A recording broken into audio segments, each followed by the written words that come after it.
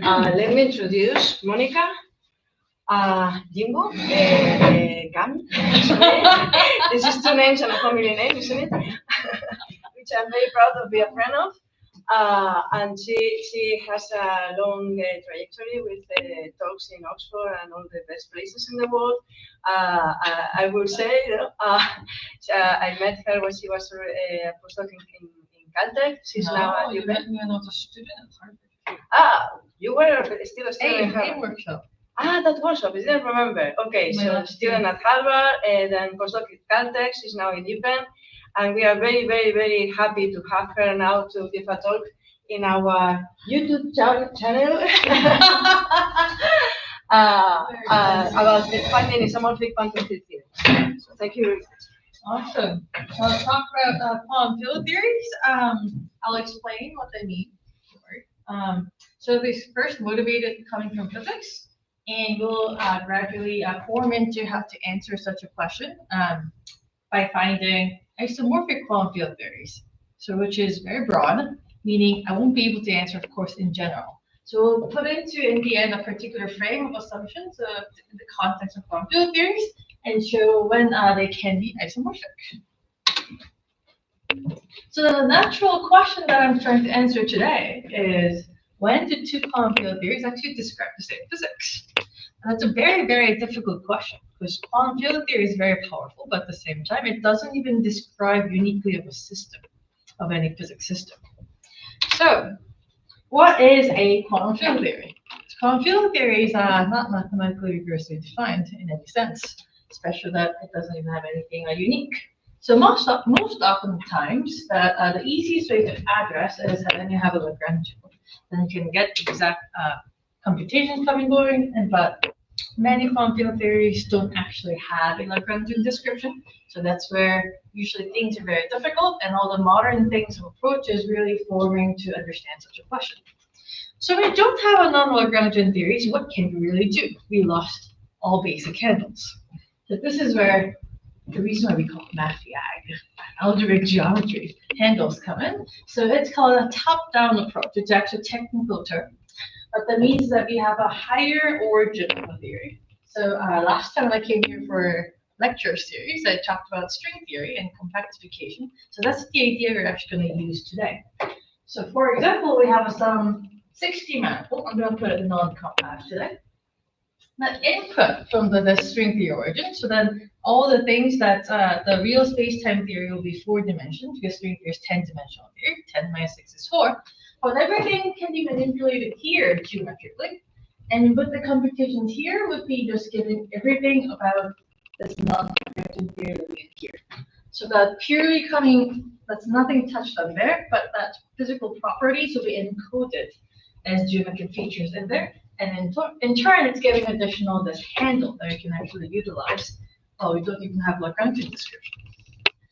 Now, the bottom-up approach is more about this particle theory approach where you can explicitly compute despite not having these contexts. We'll try to not do this that much, but from here we'll learn something about these, right? Because we will actually learn what we're going to have here, which will be explicit functions that we will usually have very much difficulty to find, but through the top-down approach, we'll go to find those information and in turn find when they're actually isomorphic. So this is a concept, technical term called duality. Mirror symmetry is a part of duality. But the means is that, as I was saying, the quantum field theory is not even uniquely prescribed. So then you can have 2 different theories that can be a completely different theory, or they seemingly looking completely different theory, or a same theory and 2 very different descriptions in the modular space. And they can give rise to the same physical description. And through this process, we say it's dual to one another. So I'm going to give an example of this. And this is basically the idea of isomorphic quantum field theories, that when that happens, both theories A and B are exactly isomorphic. So that easy way to think about it is that there is explicit equivalence maps between the theory A and B. So when do 2 quantum field theories describe the same physics? Well, what would be the a priori something that we need to compare to actually compare them? Do you want us to interrupt? Can we? Oh, of course. Okay. So in the previous slide, when you say M conformal manifold, you mean the moduli conformal manifolds or a specific conformal manifold? It depends on different type of theory. So there will be specific conformal manifolds arising from these contexts. Of course, it differs based on what those theories are. All right, so a priori, the notion that we need to actually consider is all the local operator spectrum and their entire correlation function producing and goes all the way to infinity. Then, in principle, if they're the same, you basically say they're the same theory. Now, I'm actually saying that with respect to a varying vacuum. So if I fix a vacuum, this is not even good enough because you can have topological operators. So then we'll have to consider those operator spectrum and their correlation functions as well. So this is not tangible at all, even if you're superhuman, because it's not well defined. Then what are the contexts that we already know to answer such a question? A particular restricted setting we know the answer to, which actually is the only one that we know the answer to, is the 3D Trans-Simon theory, TQFT. It's the simplest theory you can think of. And in this context, at least, we know how to give rise to it. Because TQFT has no local operators at all, the only operators that arises are there's a topological operator, so one-dimensional extended operators. So in physics, we call them Wilson lines, based on the physicist Wilson. So then we need to consider all those that we can tell and composite them and compute their correlation functions. Then in principle, we'll be able to actually answer that question, like how we posed. Now, this is the paper that the Whitman got Fields mapped for that answered this question.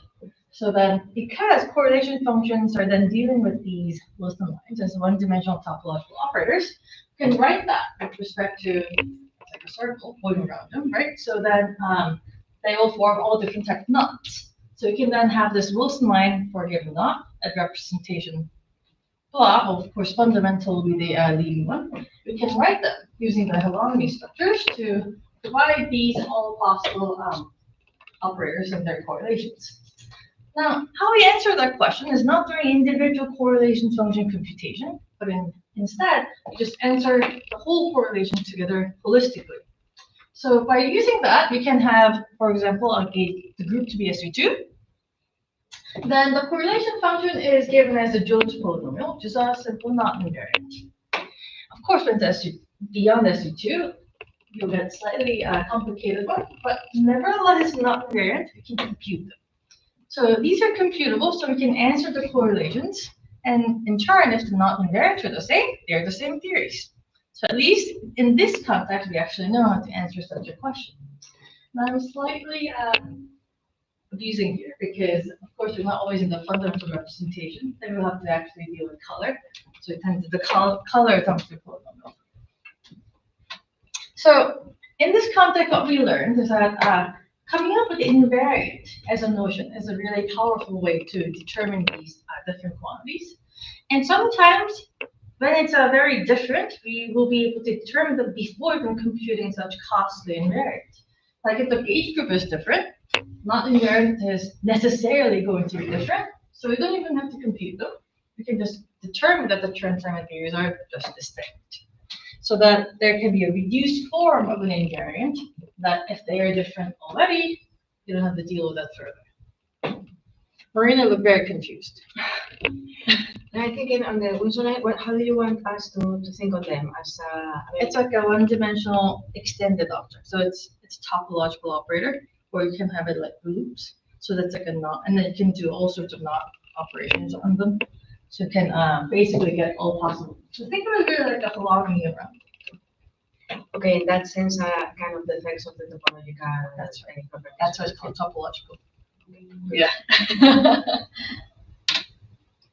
All right. So what we have done is for this very special setting, we actually can exhaustively compute everything by a knot invariant, and we know the answer for this context. Now, the world is not this simple. I wish we live in the topological quantum field theory world, but we do not. So we will need to then work into this idea of invariance and determine how we can answer such a question to come up with what are the more different settings that's not this simple and answer such a logic to determine those invariants and answer it explicitly. So I'm going to first motivate by how you're going to see something like these invariants occurring in the context of simplest next option, which is quite less simple, will be n equals 4 superunions. And then in that perspective, how we can now implement this top-down perspective, the geometry gives actually a handle, which can be using understand as some form of invariant structure. And then I'm going to associate this with the geometry of Hitchin systems to go to more beyond broad part of conformal field theories. And then I'm going to determine the minimal set of invariants that I can give rise to. And then we're going to use our toolkit from elliptic curves manipulations, which is additional geometric handles to give rise to some understanding of conjectures and theorems. And if I have more time, I'll go on to its comments on additional proposals from symplectic duality. So what are the next order of field theories that we can actually consider? Is called conformal field theory. Think of it like quantum field theory with conformal symmetry. So then physics-wise, it exists as the IR, it's one of the RG flows. So that it's in a way that you deform and you get more generic quantum field. So in principle, this becomes more precise because the objects we need to compute explicitly will be the two-point function and three-point correlations. And that's all going to be exhaustively giving you the idea. Nevertheless, that has to go all the way, right? So while that's well defined, that's not computable all the way. So then it's still not really tangible. So we're going to then try to come up with invariants and this geometrization technique to answer maybe at least for some context of safeties. So here's the promised example of n equals 4 superunions. Unlike other theories I'm going to use, this actually have a Lagrangian. It's very nice. And they put it in the one particular parameter, or as a parameter. The rest are not parameters. So there's only one tau. So that will be complexified coupling. The reason why we call that is theta and g are individually originally couplings. So in this context, can we ask a question that with the group SU2 and tau, and SO3 and -1 over tau, are they the same or are they different theories? Now let's go to like in the 80s and 70s and good particle theorists. They would first say, oh, they have completely different vector Boltzmann spectrum, so they look like different theories. But late 80s, people got a little better. So you realize, one theory is at tau and the other is -1 over tau. That's reverse scale. So that's, remember, that's called coupling. So one's a strong coupling and the other one's a weak coupling. And in fact, you can compute much better. So there are like W bosons and DPS multiples that can compute as particle contents are the same and their interparticle forces are the same. So it sounds more like maybe they're actually the same. So how would you actually prove that they are the same theory? So this is where the idea of geometrization comes in, which is also a technical term. So the idea is that you start from the capital D theory that's containing this little d theory. So here it's 4D, so little d is 4. And the internal compact dimensions are the one that's coding this geometric data that give rise to invariant notions of handles. And that's going to be then the reason why it's encoded of difficult things that we couldn't answer here in this space so that it may manifest by this geometrization. So then let's see how we see this n equals 4 superunions. So it had one coupling, which if you look at the form, I wrote as tau for a reason. It has the SL2Z group structure in it, and that's famously called Montagnol of duality from 60s. So then how we actually see this is that because of this complex structure of SL2Z, it was actually the one on compactification of T2. So that all the complex structure moduli of the T2 is actually giving rise to this SL2Z. So in a way, that geometrization of this group is this compact internal dimensions coming from higher dimensional origin of a theory Our 62,050 has only one input, which is its Lie algebra structure G. It's a gauge algebra. So then that algebra goes down to here, the same algebra that forms a group, and then this is the one that's manifestly given rise to it. So remember, SU2 and SO3 are the same group algebra, just A1. And T2, it just on this T2 as a complex structure moduli. So that in turn, what we see is that with this process, those two have to be dual to one another from this context. So today I'm going to do slightly better than that. I mean, that was a particularly nice theory, but this will be the idea that we were going to have in mind. So we're going to start with the same theory that we started with. And this one, 2,0 just means that there is 8 supercharges for superconformal algebra that it forms, like the one that I talked about last time. 1,0 and there are 4 supercharges.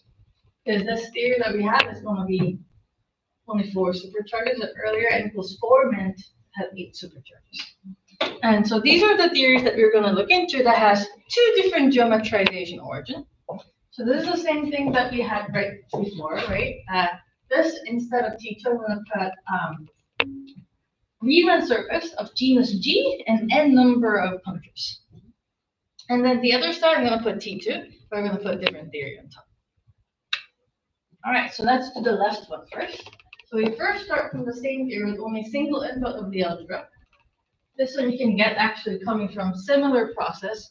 There's a string theory on orbital with the same input of the algebra G is coming in there. So how we're going to do that is we're going to twist compactification on the non-punctured surface of genus G, and N is all different types of punctures that I'm going to rewrite as this, which is the codimensional 2 defects from this theory. Earlier we had codimension 1, this is codimension 2 now. So what do we know about this Riemann surface?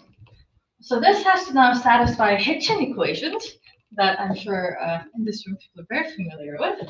And the field is of course neuromorphic, I'm not going to touch that. And they become poles at this marked points of n different points, which will become punctures. And then different kind of poles will correspond to different type of punctures. Today, for the purpose of simplicity, I'm going to restrict myself to something called regular punctures. That's nice because the Higgs field is becoming this 1/z, so it's really becoming a pole-like. And the top part is simple, so that I can make that as a nilpotent orbit of the G as a semi-simple element, and that will be then categorizing entirely of what a puncture I'm going to have. And those are the data that I'm going to code as y1 to yn. Of course, there's not regular punctures, those are called irregular punctures, and they just have higher order poles of higher things. We're just not going to consider that today. So all those Riemann surfaces, then we know that admit the pair of Pants descriptions. So then fundamentally, the main building block are the 3 punctured spheres. And then by gluing them together, we can always cook up higher order of number of punctured spheres. So then looking into them, Jacques Dissler decided that it's like a tinker toy, because apparently that's the one that you play with and you're trying to put together. So now it's called a tinker toy theory when you put n of genus 0 and 3 punctured sphere that can be building blocks to create all the rest. Now, this is the resulting theory you're going to have, the 4D CFT that you're going to categorize. So I'm going to come up with some form of conventional invariance that I can cook up with. Remember, it has 2-point function and 3-point functions, but those are impossible to do. So let's try to do something that's more computable. So first 2 things are called central charges, because for the trace of stress tensor, it has 2 terms. The rest are higher orders.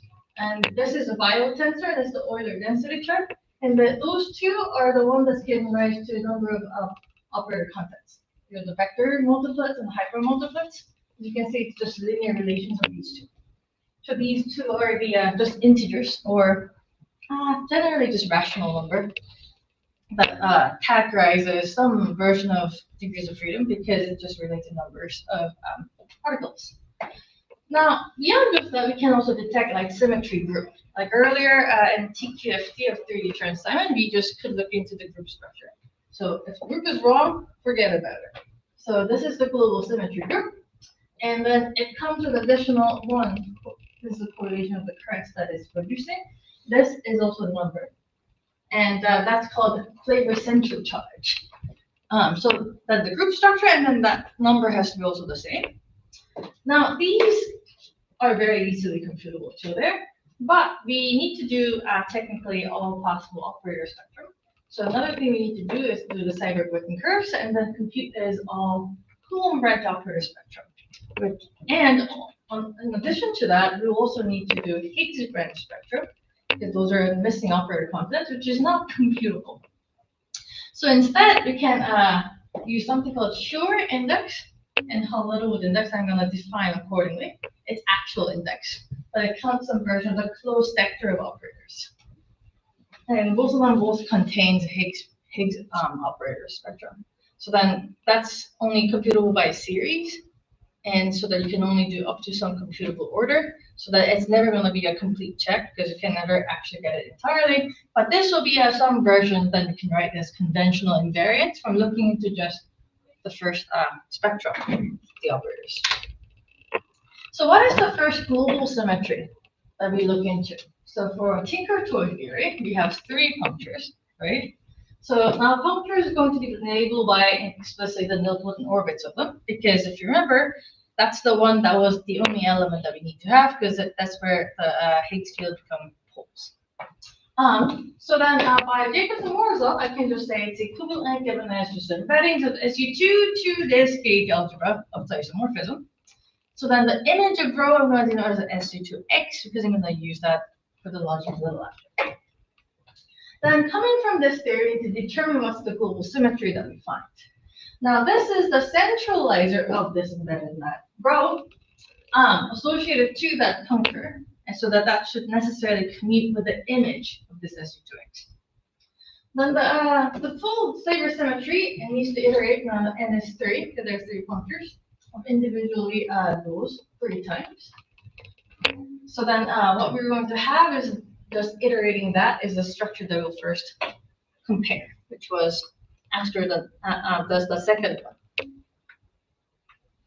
Now, as I was saying, we need to compute Schur and Hall-Littlewood index. Let me define what that means. So Schur index and Hall-Littlewood index can be defined in a variety of different ways and can be shown identical. Today I'm gonna do it in the easiest way possible, to just as generating series of functions. So if you look at them, it's summing through the highest weights of the finite dimensional irreducible representation. Then if you look at them, the bottom and the top are exactly just by AI. What is AI? It's called flavor fugacities. I will actually even do the example of it. So I is individual number of puncture associated to it. Then AI is basically determined by how you're decomposing the fundamental representation through this map, so that it has the SU2 part and then the centralizer part. And then for PNT is just the trivial puncture, so that it doesn't have to change at all. So basically, think of it like if you're normalizing the function.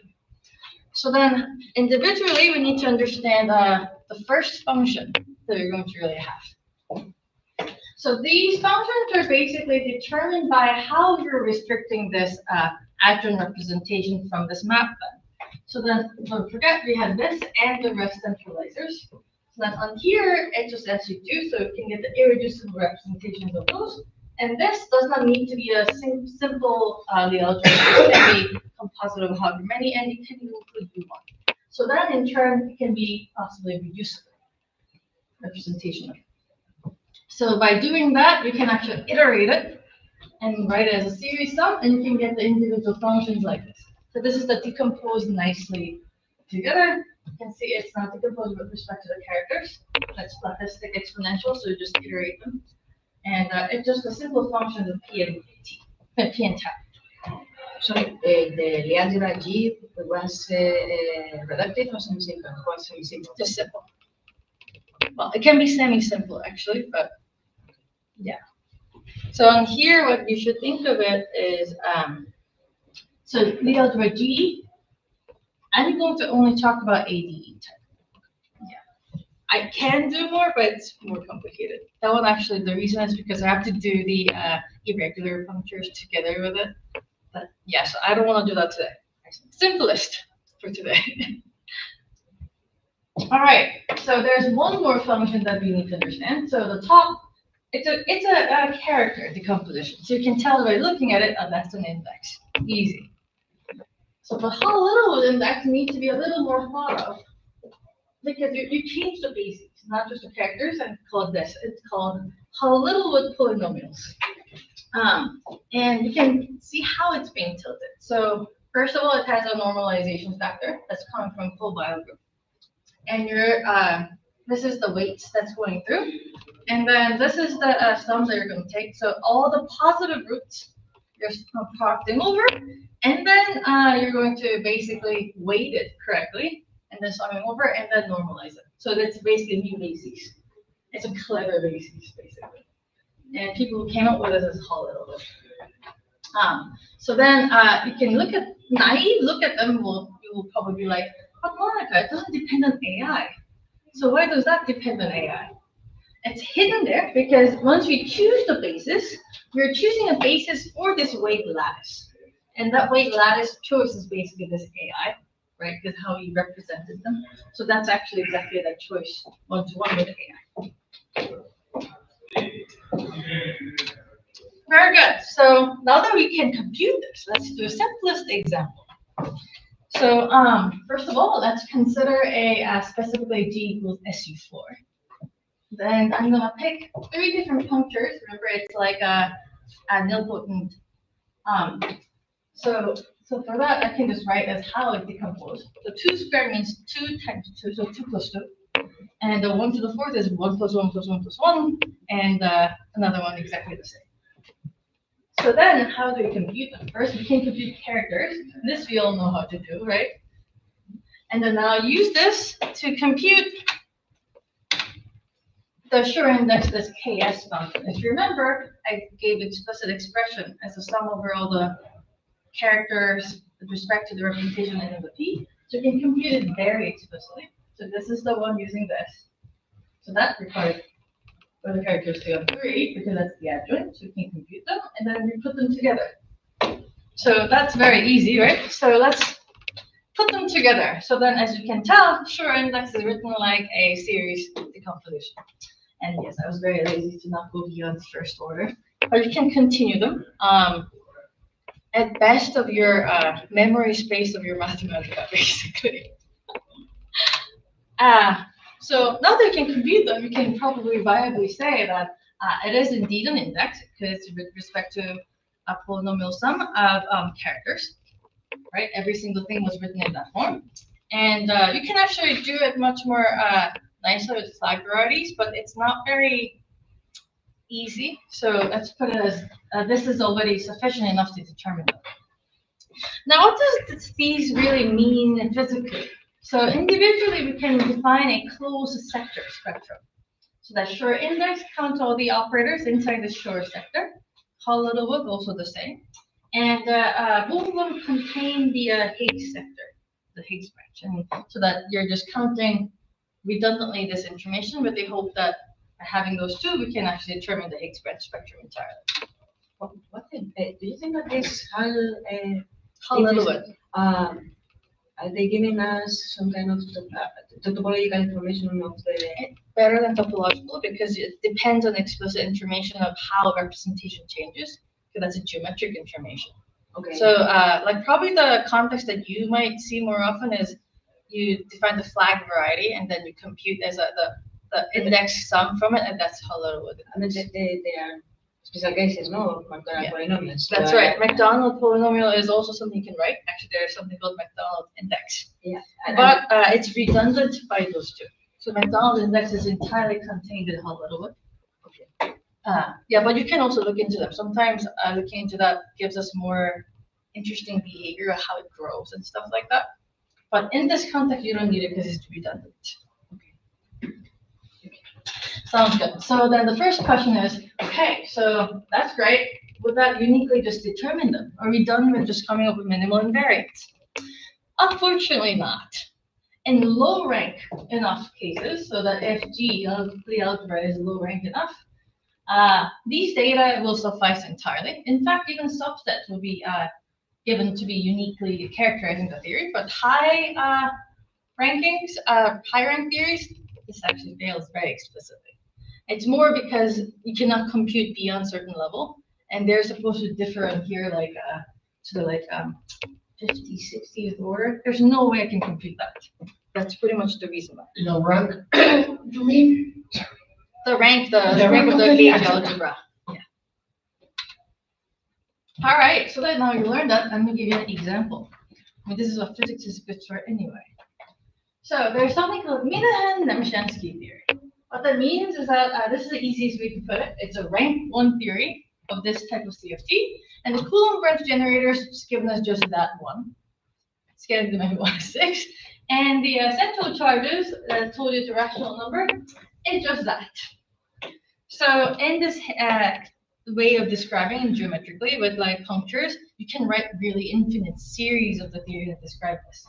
It's very difficult to compute this, but these four gentlemen, were Argyris' 2 students, Argyris postdoc, really slaved for this. This is a 100-page paper doing instanton calculus and explicit field theory configuration to show that it's actually unique. And that's necessarily this Minahan-Nemeshansky theory. Now, we don't want to do that because that only answers one theory question. If you do it with this way, it's going to take forever to learn, maybe like 2 at best. So that with this multitude of realizations, this geometrization is called class S, named by Guy Moore-Knightsky. I heard that the one who named it is actually Greg Moore. So in higher rank cases, as I was telling you, it's not sufficient. But let's deal with the case that can just do it holistically. What we learned thus far is we should use higher dimensional origin and geometrize it. So let's use that more efficiently this time. If you remember, by efficiently, it had 2 different origins. Like we started with either the same 62,0 with the 1 input of gauge algebra onto this puncture Duma surface. But these theories also could be achieved by particularly input from 61,0 on T2. So I'm going to use that route. Where the important data, well, T2 doesn't contain much data. This is containing every data. So how do we encode this? Is through elliptically fibered Calabi-Yau threefold. The difficult part here is that it's non-compact. So it's non-compact, but generically it's not going to work. It has to satisfy a few more conditions. So that individual curves would have to have a negative definite intersection number. So that the section will definitely always exist. And even beyond. And also that every singular fiber associated on the points will be where the curve meets in like a minimal way, so that you're only going to allow pure minimal model program to be associated with this. And then you can actually specify to build this theory, which I'm going to do very explicitly. So then by having this pure understanding of curve analysis, we'll be able to determine it, and that's going to be a smooth torus to give us the complex structure multiplied down, and that's going to just give us the answer to compare. This is much easier than dealing with puncture beam and surface directly, so we're going to go with that route, and hopefully this will just give us the proof. So this is what we were just doing. So this is what we did, right? So we're going to just use this route. In fact, with my collaborators earlier, we actually proved that when you're doing the Higgs branch flow, what that means by that is I'm taking this to be directly next smaller, and I'll put more of it. And here you can do, I put same y1 and y2 for a reason. This is exactly the one that I'm actually using to be showing to be identical. And if you do exactly that, if this is the same, this categorically continues to be the same. So that because of that in turn, you just need to determine whatever this first, and the rest will follow. So how do we do that? So let's build it very explicitly on how using elliptic curves will give rise to this geometry. So what we need to do is we're going to have individual curves to be compact curves. I don't know how to deal with non-compact curves. they're individually P1s. So there will be then the P1s in the base of the vibration, and then I can have a collection of intersecting curves that is the intersecting number of P1s. So I'm gonna then decorate the individual fiber to be associated on them to be singular, so that the divisor that it carries individually will be the Lie algebra over it. And of course, the intersections are all entirely transversal. I cannot do otherwise. Then individually, then with those, I can write the self-intersection numbers of these curves, and then I'm going to drop the negatives on here, and the rest to be ends given as that. And I'm going to abuse the notation entirely because I don't want to either tip it or sphere it constantly. So I'm going to denote exactly just like this. So if you see anything, just numbers with the algebras associated, this is what I actually mean. So by then enumerating these that still satisfy the condition that I just told you, the negative definiteness and then the minimal model program, will then suffice to tell us what are the possible things that can be built using these contexts. Another way of saying that is I'm going to now build a base of this minimal elliptic vibration using this protocol. So what are the building blocks that we have already slaved many years for you? So top, there's 10 different distinct curves. Don't forget this abuse notation. So for example, -3 curve, where the associated divisor vibration is SU3, is the way that you can think of it. And then the bottom has 5 different types of just -2 curves intersecting as tails or branches. What do you mean by non-Higgsable? Those are, in quotation, non-Higgsable clusters borrowed from phenomenologist, real physicist. Because these are individually distinct, so that they're no longer going more down. So it's no longer Higgsable further is the idea of the name. Yeah. Now, how do I glue them? I can glue with something called E string of rank Q. So -1 curve, then we can have a tail of -2 curves. And how do we actually get the gluing rule for them? Is that, let's say, individually coming in onto the left and right together. And G plus H together needs to be definitely smaller than E8, which if you notice, they will always be the case, except you're using E entirely. And that can be only rank 1. So in this sense, you can actually do only -1 curve. Now, you can also do something beyond -1 curve if this is SU2, and then something beyond still satisfy this. Only for SU2 though. If you have higher order, just only -1. So then for this, you can also do -1 or -2 curves, both, right? So that can be also rank 2. The rest of the cases, unfortunately, you cannot do any of it. So any higher rank can only occur when you just constantly tailing. Which makes sense because you have -2 curves constantly. It's hard to actually be glued onto something without killing any additional minimal model program. So then these are all possible things. You can actually explicitly prove them if you have somehow sleeping deprivation problem. That what I told you as conditions, these are all things that you'll actually get. What is the meaning of the 2 on top of the 2? That means that you have a branches. So for example, do like this. That means 3, -2 curve, -2 curve, -2 curve, -2 curve. Yeah. So it's like branches. Yeah. It's either tails or trees. Perfect. Yeah. Mostly, I guess it's 3. Then you just have one less. This I think is mostly yeah. Yeah. No attack. Yeah, because you have 3 and 3. Yeah. So yeah. Perfect. Next. All right. So now, what are the Higgs flows that we can do here thus far? This would be a good place for me to use them. So there's only so many cases you can do. Don't forget that I'm making G to down to G prime. So G prime is necessarily smaller or equal is the best one to do. So then I can just Higgs it directly. Or you can have this earlier thing that you have done, right? You have some earlier thing, one of the non-mixable clusters, and then the -1 curve, and then the other one type is the most generic type that you could write, right? Now, how do we do this? And now you're gobbling up from left and right.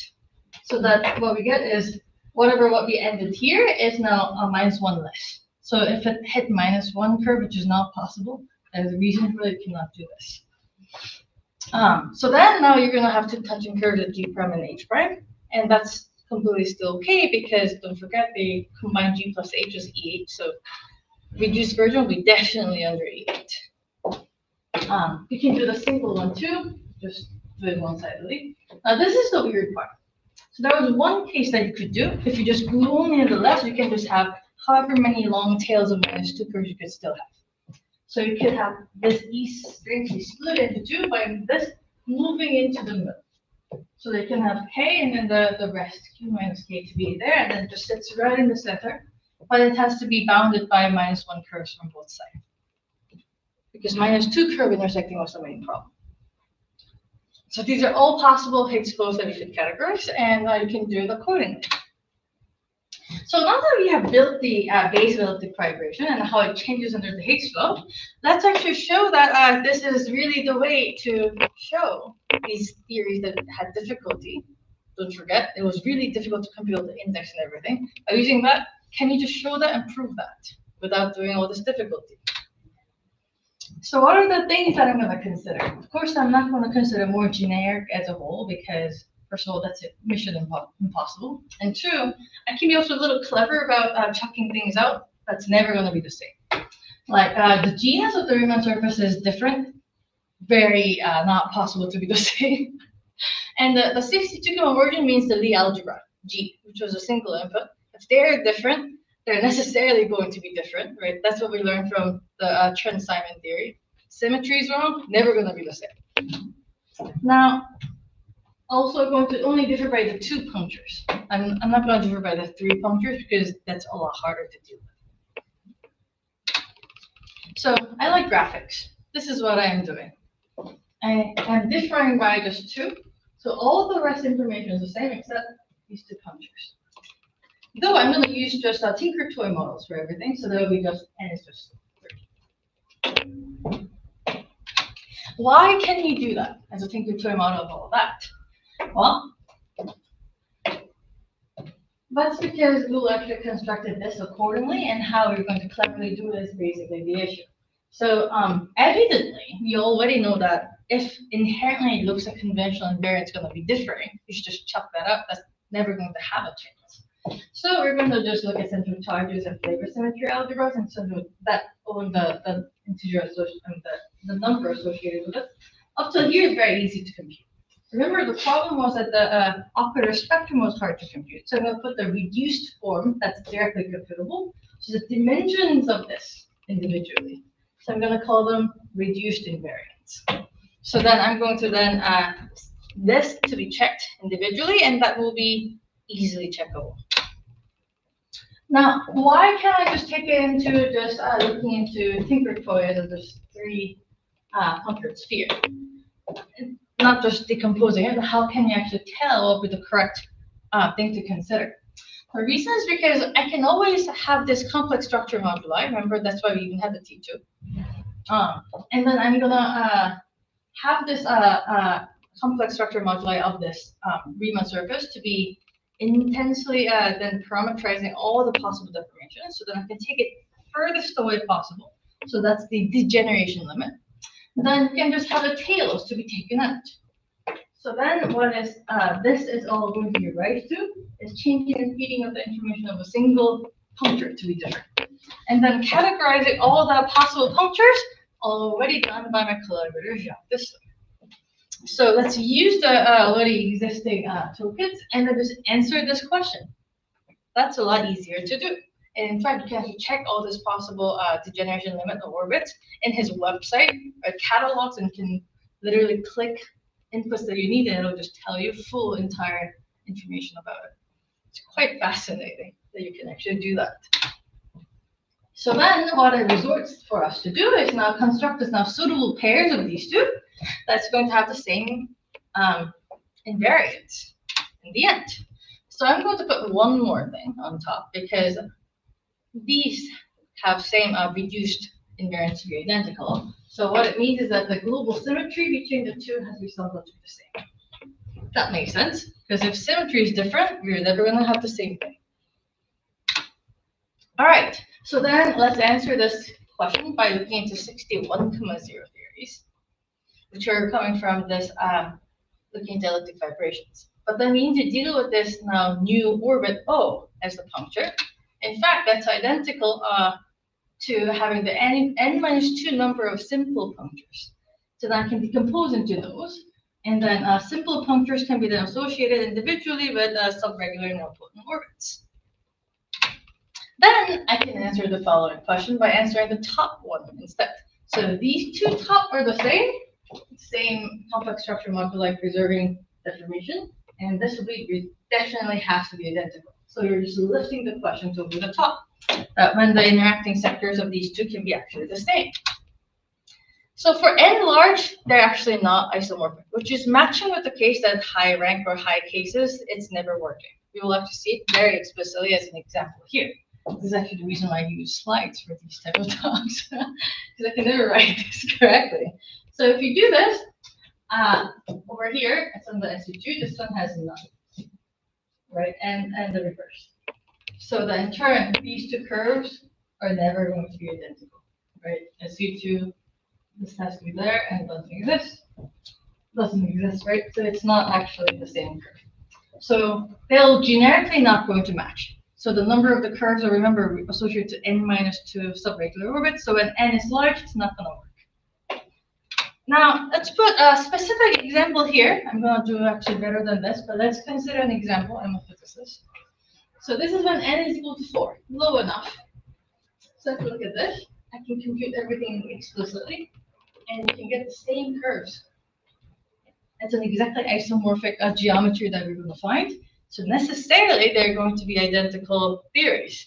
So that in turn, we determine that these are the same. So then the resulting for these theories have to be the same. So that's really fantastic. So that what we formalize all things to do is, since it's difficult to understand individual index computations and etc., we'll just lift it entirely to correct computation of the elliptic curves and its vibration structure, and that's easier to deal with. This, I think we know how to do. And in fact, we learned something even more extra. If you look at here, we can have Z2 automorphism. It's almost diagrammatic. So from there, then we learned beyond that, maybe if you look at the correct Z2 automorphism of the theory, whether we don't have this association or not, maybe we'll be able to detect when there will be isomorphic two theories arising from it. And in fact, we also determined the two Higgsings exactly, and that's going to be the one associated to nilpotent orbits as well. So then I just determined them actually individually in the Ballard-Carter systems as a label, and then we actually find that these two will be then in fact isomorphic. So what did we learn from this is that by repeating this over and over, we'll be able to actually detect under the earlier assumption, we'll have isomorphic theories through this process. In fact, we exhaustively did it for the algebra equals E7 case. This is for n equals 3. It's pretty fantastic. You can see basically over and over. This is for n equals 4. We've done all of that actually, really. N equals 5, 6, and 7, and that's the last case that you can have. That's all possible things in 2 slides. So that's the E7. So you can repeat that for other types. So while we exhaustively worked out for E7, we can do it for all AD type. And can expect to work more in general like that. Of course, if we didn't consider high rank A or D, that's not sane thing to do. And you don't expect them to really hold that great. So let's sum up the methodology. Here, what we had is asking this question: when are these the same?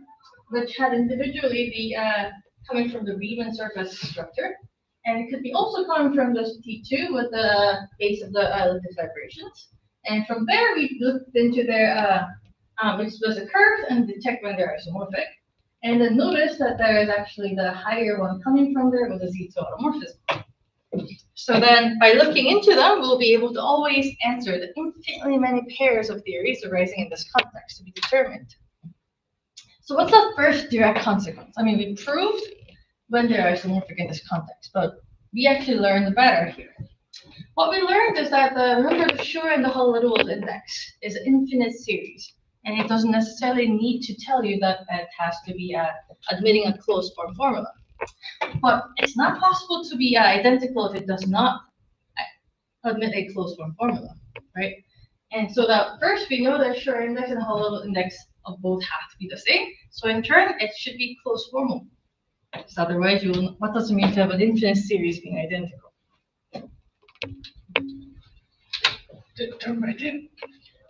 But what that means is that you can actually close sum it, right? You can actually get the closed form formula because it's infinitely continuing through. That's the only thing we know from algebra. So that's the next conjecture. It's directly closed formable.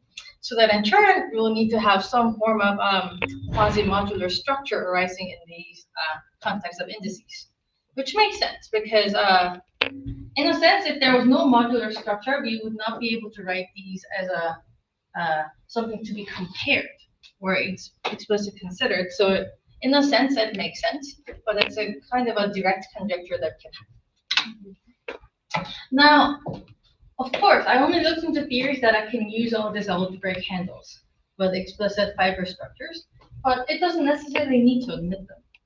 I only looked into the theories that does admit these two. So for example, these are the theories that will never admit this, these nice 61,0 origin. So I will not need to know how to write this as a curved description.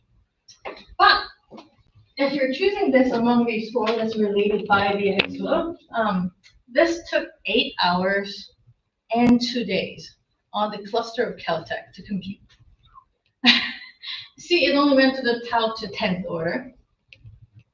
So I cannot claim they're going to be identical. It's only a conjecture here that maybe these will also work. Because if I write up till here, it looks the same, and all the rest of the things look the same.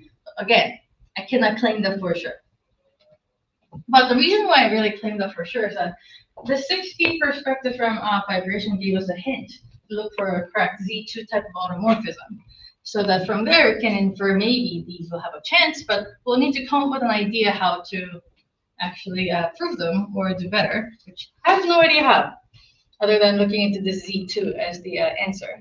But it's at least good enough of an answer because we like to know that there's something preserved. There should be something sourcing it, and that was automorphism of Z2. All right, so here's the next conjecture, that if it has a correct Z2 automorphism, Schur and Hall-Littlewood index has to be the same, and closed formable. That's a stronger conjecture. I do not know. This I will not bet my life on. Now, I only have 4 minutes left, so I'm going to go however much that I can tell you. The highlight is basically from looking into this, we actually can get 3 symplectic dualities as a consequence. So for example, this is a duality proposal as a theory, is that coming from Witten, you can write this explicit quiver, so this is coming from the theory that you can write, so that the Higgs branch of that and the Coulomb branch of this quiver is identical. Is the explicit Witten proposal. I mean, there are much more stronger or more broad proposals out there. This is, I think, the most sane one. That's the original one as well. So that coming from here, we can write this full as a nilpotent orbits like earlier that we did. And what we found is that we derived this to be true for type A, and there is a slight modification for type D. If you look at it, I wrote this rank at SU, SU, so it's type A. For D, I need to edit a little bit. We also showed that it also works for type D as well. So from the proposal, let's do examples. So let's consider theory A and theory B to be given like that. So in SU6, 2 different pairs of nilpotent orbitals. So that coming from here, we can write this quiver diagram coming from here, and that as the following. The important thing is it's 3, 6. So you do this, and that's 4, 6, 2. So if n is generically different, they're clearly different theory. Now, some magical thing will happen when n is 4. n is 5. Let's see how that works. So when n is 5, there's this notion of ugly that happens as a balance. So this is also named ugly and bad, like Kyoto wouldn't. That's good if you can write as a Nakajima Kuga variety, meaning your individual Coulomb branch is particularly simple, so I can just write the space of dressed manifold operators individually. Nice. What happens when n is bigger than 5? So -1 happens when it's ugly. So it's ugly in the sense that it's still doable, but not quite. So that you have to have a subtlety with manifold operators that kind of like decouples, and you have to add it back as a separate thing and then sum it up together. It's like ugly. Bad means you just can't deal with it. It's just bad. So then when n is 5, this ugly happens because if you look at them, -2 times 5 plus 6 is -1. All right, so how do we deal with ugly? They also further give the dualization algorithm. As I just said, ugly, it gives -1 from both sets. How do we dualize it here? So from Higgs side, now we have to apply with this dualization algorithm. So coming from here, we first decrease this by 1, and then add a twisted hyper. Now if you do that, now this becomes bad, because -6 plus 5 is -1. So we apply again. So it's down to 2, and add additional twisted hyper. So that now we have a this nicely defined one, summed with these decoupled sets. So then now every node is good here, so we stop is what Kyoto gives. And this is how you're supposed to compute them then. You can do the same on the top as well. So this is the 462 one. So you can apply it there, and then you see the 4 that a circle node is now ugly. So do it again, and you can see they are the same. So because after that we actually get it identical, you can find that this is explicit when those theory A and B are the same. Now, coming from this perspective, we can do better. I mean, we have explicit elliptic fibration structure. We don't need to do dualization algorithm. We can just compute it very directly. In fact, this is what we get from both sides. 4 minus 2 curves, but change SU4, 5, 4, 2 on top, and you get just this entirely. You can see how 4, 5, 4, 2 also makes sense from either side. So we get just theory C directly coming from them, and then we get the identical answer without any additional coming up from difficult ad hoc type of algorithm. In fact, this elliptic fibration requires a different type of restriction that you need to have the 61,0 origin, because it's different from having bad theories. Like there's no bad nodes, such thing does not exist. So it's powers that you can apply without understanding good, bad, or ugly. So that we can actually look at what this 60 things give rise to, and see if which type of proposal that people have written is actually the same. There are many different proposals that you can see over there. The one that matches with was the most recent paper that was about a year ago. From this perspective, what we see is that this kind of gives a better handle on symplectic duality or 3D duality, and can answer it accordingly.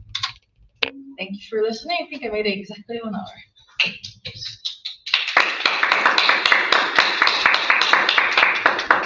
What questions? More questions? I have one, but it's very difficult to express. Right. So,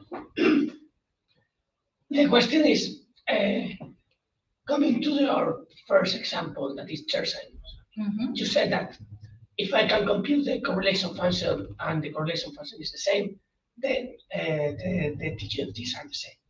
But in the TQFT, there are more data than just. So for me, a topological quantum field theory is a way of assigning to surfaces or 3 manifolds with boundary operators.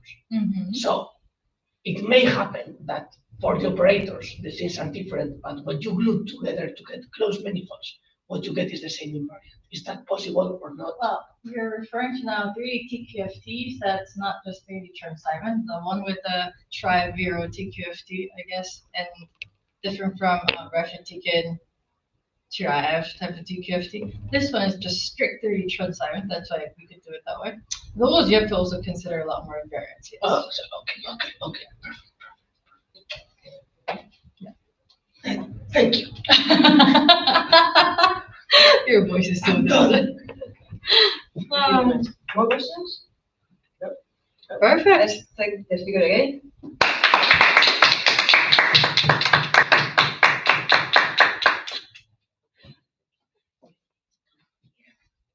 I was about not to ask, but it was like, okay, this is the moment. Okay.